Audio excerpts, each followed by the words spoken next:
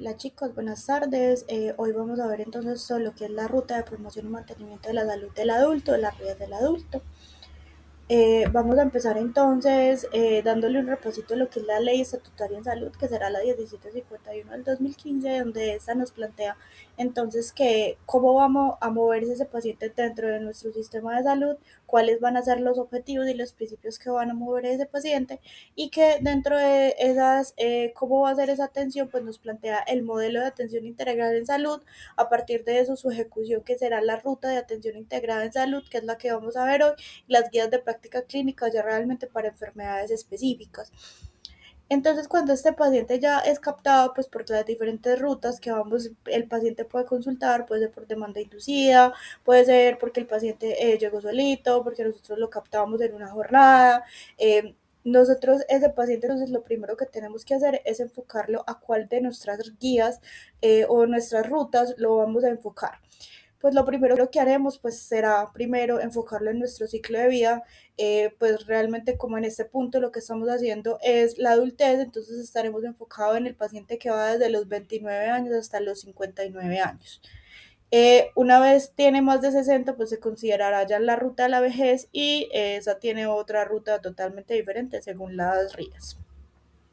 Recordando entonces que nosotros tenemos entonces tres rutas importantes, que tenemos tres rías pues importantes, que será la ruta de la promoción y mantenimiento de la salud, la ruta de los grupos de riesgo específico y las rutas de eventos en salud. La ruta de mantenimiento y promoción será todo lo que será educación, examen físico y como mantenimiento en general, todo lo que sean las rutas de eventos específicos, entonces será el tamizaje de cáncer, las materno-perinatales, y tendremos las rutas de grupos de riesgo específicos, son para esos pacientes que ya tienen un diagnóstico hecho y lo que nosotros estamos buscando con ese diagnóstico es mantenerlo donde está y llevarlo a que no tenga complicaciones mayores, y que si tiene complicaciones, las complicaciones sean leves y el proceso de rehabilitación y de introducción a la sociedad sea mucho más fácil. Entonces aquí yo les quiero hacer un paréntesis, sobre todo con estos pacientes, por ejemplo, que un paciente tenga una hipertensión arterial y que ya esté, por ejemplo, dentro del grupo de las rutas, de grupos de riesgo,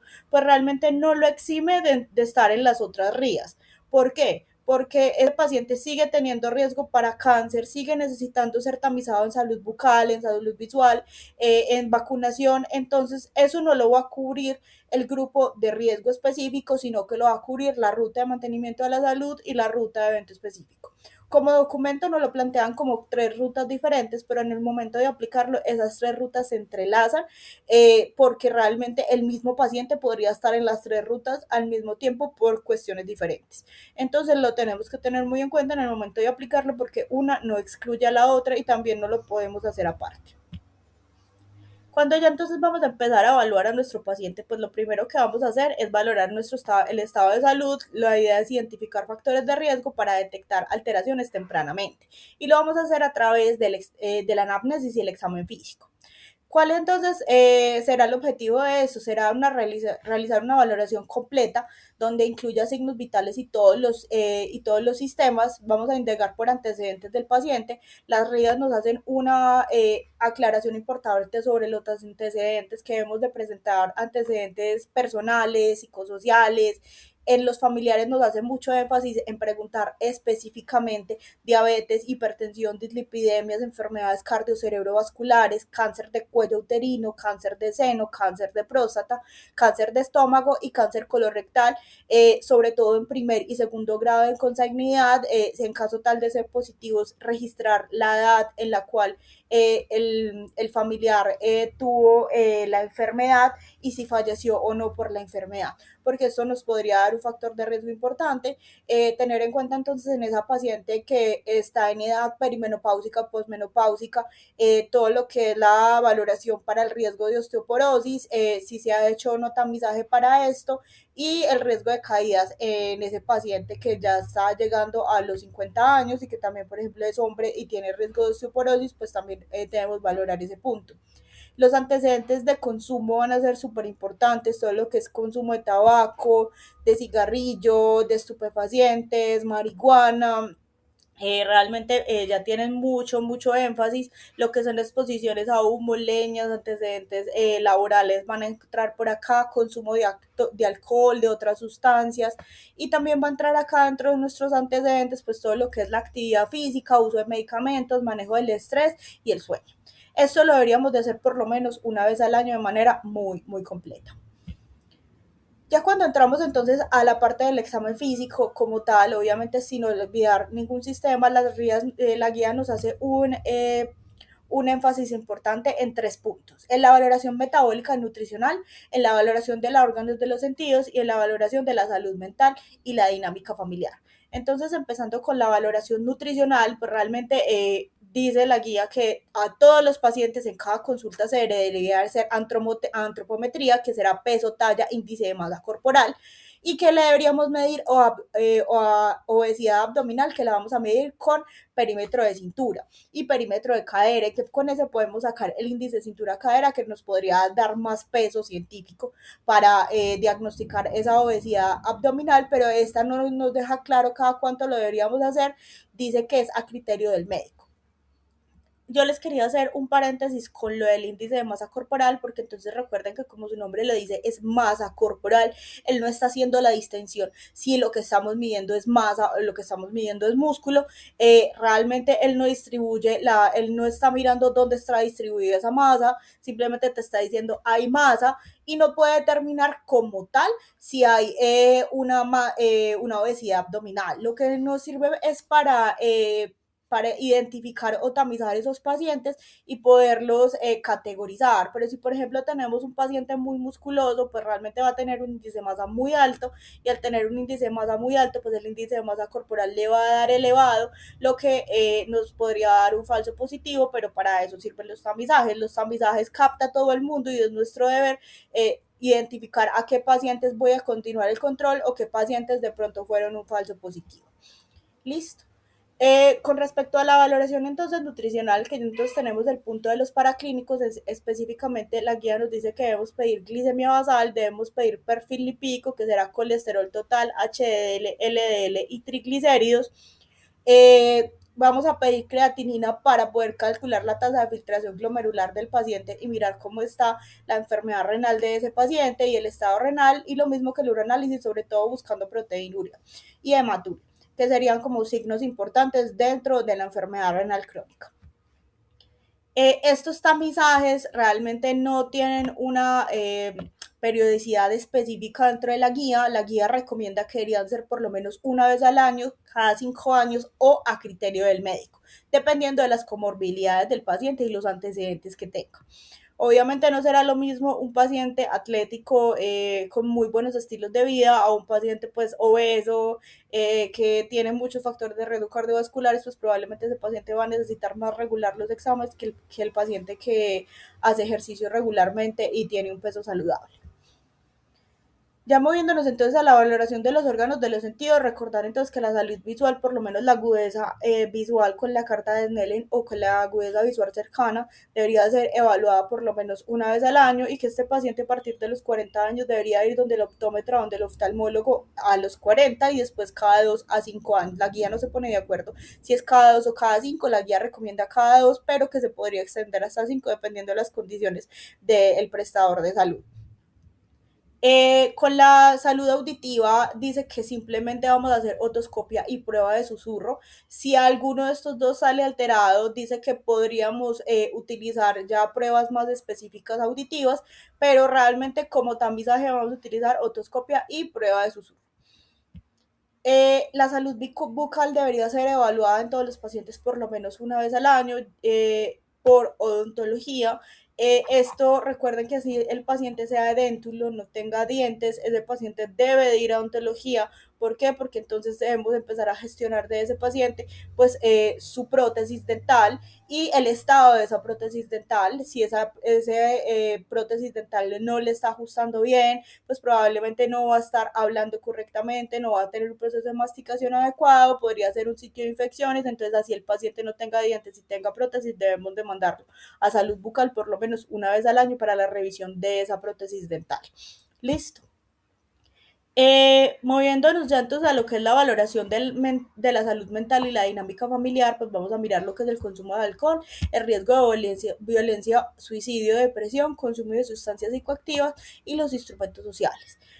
Con el punto de riesgos de violencia, suicidio, depresión, sustancias psicoactivas, pues realmente la guía como tal no especifica un instrumento en el cual podamos usar, simplemente dice que lo interroguemos. Podemos apoyarnos de algunos instrumentos que ya existen y que están ya establecidos, pero realmente las RIAs no lo incluyeron pues como tal una sola específica, como si lo hicieron, por ejemplo, con el consumo de alcohol o con los instrumentos sociales. Para el consumo de alcohol, entonces, lo que dijeron que íbamos a utilizar el test de CAG,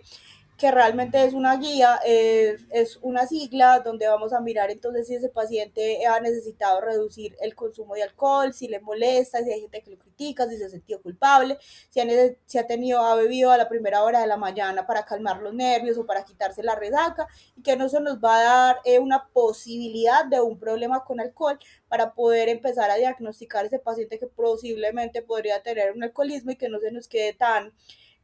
cualitativa la situación, sino que sea algo más cuantitativo. Entonces, para eso se hizo este instrumento.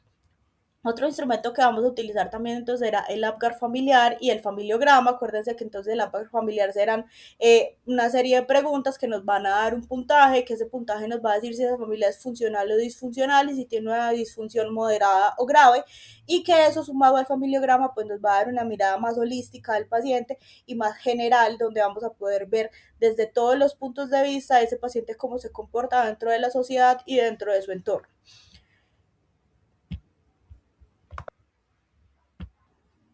Ya moviéndonos como tal entonces a estas rutas de eventos específicos donde ya vamos a mirar entonces la detección temprana del cáncer, pues vamos a hacerle énfasis en este grupo poblacional a lo que será cáncer de cuello uterino, cáncer de mama, cáncer de colon y recto y cáncer de próstata.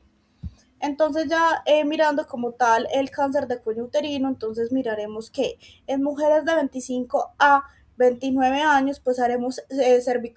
citología cervicouterina y que haremos en un esquema 1-1-3, o sea que si la primera sale negativa, repetiremos a los 3 años y nuevamente a los 3 años. Y que esa paciente cuando ya se nos mueve a partir de los 30 años ya vamos a hacer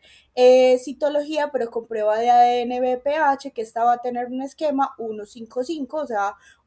una primera prueba negativa, 5 años prueba negativa, 5 años prueba negativa. Realmente esto va a estar, que esta citología de ADN BPH, que es en base a líquida, realmente va a estar a disponibilidad del centro de salud, y pues realmente las guías recomiendan, inclusive las RIAs, que si esta citología en base líquida ya está disponible a partir de los 25 años, pues que se podría utilizar también en el mismo esquema 1-1-5 de las mujeres de 30 a 65 años, y que después de los 65 años, pues realmente la citología ya no se debería realizar solamente en casos muy puntuales y específicos, porque realmente la incidencia de cáncer de cuello uterino cuando esa paciente ya está en menopausia establecida, pues realmente cae drásticamente. Entonces el tamizaje solamente se debería realizar pues en casos a criterio médico. Hablando como tal entonces ya del tamizaje de cáncer mamario, realmente la guía nos dice que en mujeres menores de 40 años, perdón, a partir de los 40 años, vamos a hacer examen clínico mamario anual, solamente examen clínico, o sea, examen físico y autoexamen de mama. A partir de los 50 años, a esa mujer, a todas las mujeres les vamos a hacer mamografía cada 2 años hasta los 69 años. A partir de los 60 ya no vamos a realizar mamografía de manera de tamizaje, ya se realizaría según criterio clínico y hallazgos del paciente, pero realmente la incidencia de cáncer después de los 70 años de cáncer mamario cae drásticamente, por lo cual el tamizaje sale de la guía.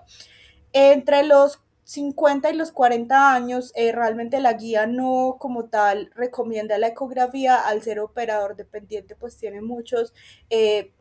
falsos positivos y muchos falsos negativos, por lo cual no es muy clara su recomendación, y no la incluyen como tamizaje, pero podría ser enviada según el criterio médico. El tamizaje entonces de cáncer de próstata lo vamos a hacer en hombres a partir de los 50 años, se debe hacer combinado, se debe hacer con antígeno prostático y tacto rectal, ambos, que mejoran la especificidad y la sensibilidad del diagnóstico temprano del cáncer de próstata, se debe hacer anual, o si el antígeno prostático sale normal, se podría postergar a cada 5 años.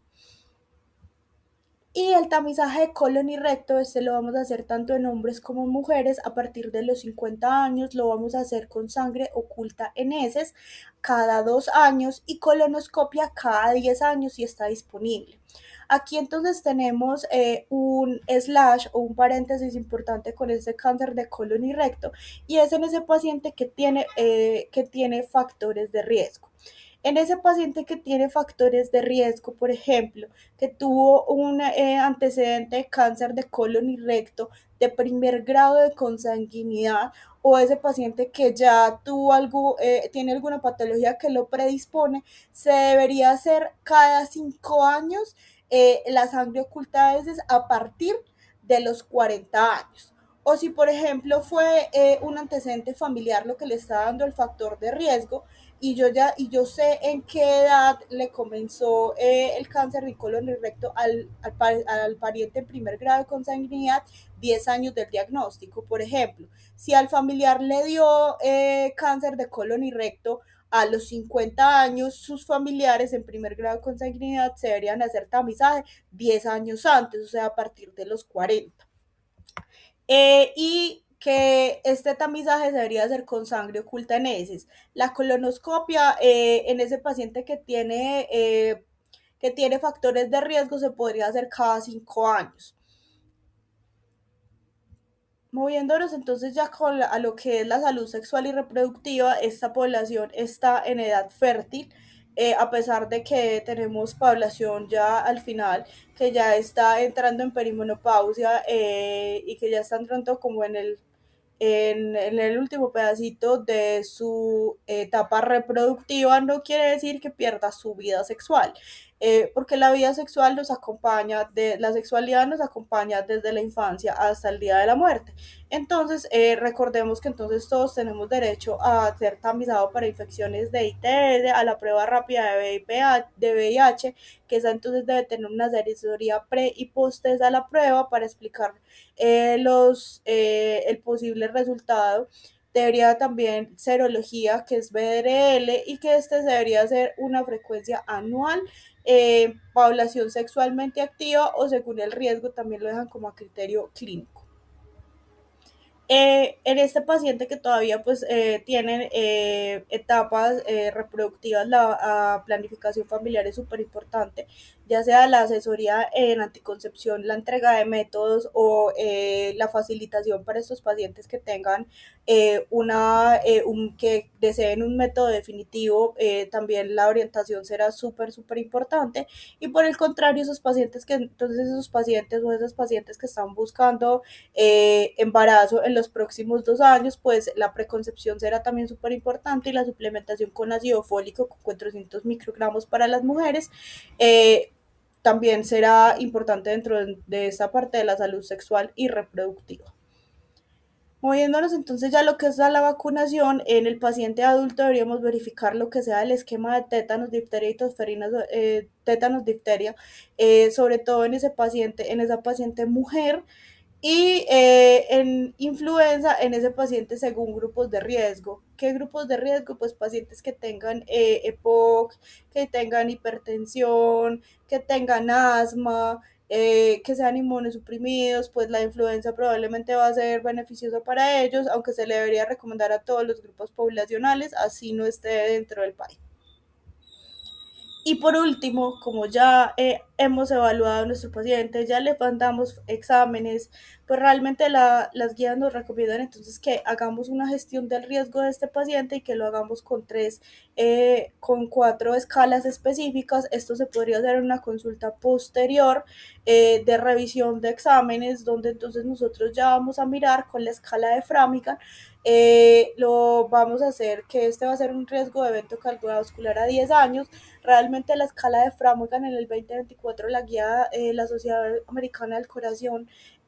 pues nos sacó la actualización del Framigan, que sería la escala Prevent, que realmente pues tiene como una mirada más holística y que aparte no nos va a dar riesgo cardiovascular a 10 años, sino riesgo cardiovascular también a 30 años, que es mucho más específica. Y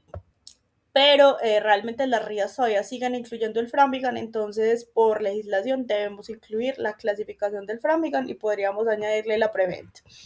El Fin Risk Score, que realmente va a ser para el riesgo de diabetes de 2 a 5 años, también necesitamos ya exámenes hechos. El índice paquete de año, pues realmente en ese paciente que ya habíamos identificado, pues que tenía, que fuma, vamos a mirar el riesgo pulmonar en fumadores, y el FRAX, que entonces es de paciente que para pacientes postmenopáusicas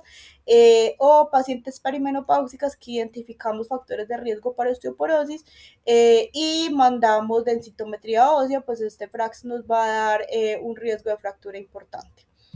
Acá entonces les traigo pues como la calculadora Prevent, que fue la que nos dio la guía 2024 la última vez, que realmente pues tiene muchos parámetros. Van a ver que tiene parámetros ya de laboratorio, por eso se recomienda pues que ya se haga como al final de la consulta, cuando ya se tengan los resultados, o en una consulta pues como posterior a esta. Y también tenemos pues el FINRIX. Mire que el FINRIX no tiene muchas preguntas como tal, pero sí la debemos de tener a mano para poder tener pues como los puntajes, y nos da un riesgo de padecer diabetes. Por último, y no menos importante, la educación en salud. La educación en salud, entonces, para estos pacientes realmente tenemos que tener en cuenta que esta va a ser una de las partes fundamentales de nuestra promoción, porque acuérdense pues que lo que nosotros hacemos como médicos no solamente tratar la enfermedad, sino prevenirla, y para eso es la educación. Realmente vamos a educar principalmente. La guía nos recomienda que eduquemos en estilos de vida saludable, que eduquemos en autoexamen de mama para hombres y mujeres, en testículo para hombre, en derechos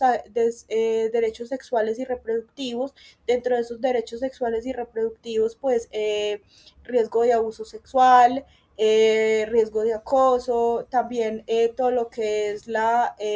interrupción voluntaria del embarazo, entra dentro de los derechos sexuales y reproductivos, y que tenga derecho pues a consultar en el momento que lo desee. Y la prevención de violencia de género, violencia doméstica,